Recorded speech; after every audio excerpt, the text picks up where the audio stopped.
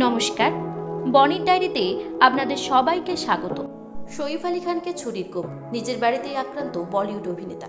প্রাথমিকভাবে জানা গিয়েছে তাকে ধারালো অস্ত্র দিয়ে কোপানো হয়েছে। হাসপাতালে ভর্তি করানো হয়েছে আহত সইফকে। পুলিশ সূত্রে জানা গিয়েছে বুধবার রাত 2টো নাগাদ সইফের বাড়িতে হানা দেয় এক অজ্ঞাত পরিচয় দুষ্কৃতী। ডাকাতির উদ্দেশ্যে এই হানা বলে প্রাথমিকভাবে মনে করছেন পুলিশ। ওই দুষ্কৃতী সইফকে ছুরি দিয়ে কোপায় বলে অভিযোগ। তারপরেই জখম অভিনেতাকে ভর্তি করানো হয় মুম্বাইয়ের লীলাবতী হাসপাতালে। মুম্বাইয়ের বান্দ্রায় সদ্গুরু শরণ বিল্ডিং নামক একটি আবাসনে থাকেন সইফ। এই আবাসনে থাকেন অভিনেতা স্ত্রী তথা বলিউড অভিনেত্রী করিনা কাপুর সহ সইফদের সঙ্গে থাকেন তার 2 শিশু সন্তান, 8 বছরের তৈমুর এবং 4 বছরের জি।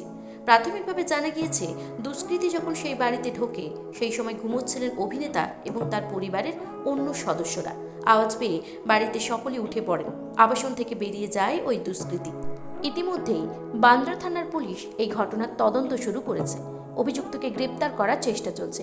এই প্রসঙ্গে এক পুলিশ আধিকারিক বলেন, সইফ আলী খান লীলাবতী হাসপাতালে চিকিৎসাধীন।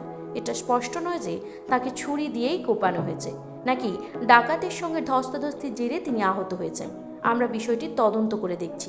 একই সঙ্গে এই ঘটনার তদন্ত করছে মুম্বাই ক্রাইম ব্রাঞ্চ। অভিনেতার টিমের তরফে একটি বিবৃতি দিয়ে সংবাদ মাধ্যম এবং অনুরাগীদের শান্ত থাকার আর্জি জানানো হয়েছে। বলা হয়েছে সইফ কীরকম থাকলেন তা সময় সময় জানানো হবে।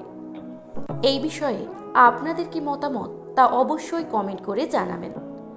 বিনোদন জগতের আরও নিত্য নতুন খবর পাওয়ার জন্য আমাদের চ্যানেলের সঙ্গে জুড়ে থাকুন। ধন্যবাদ।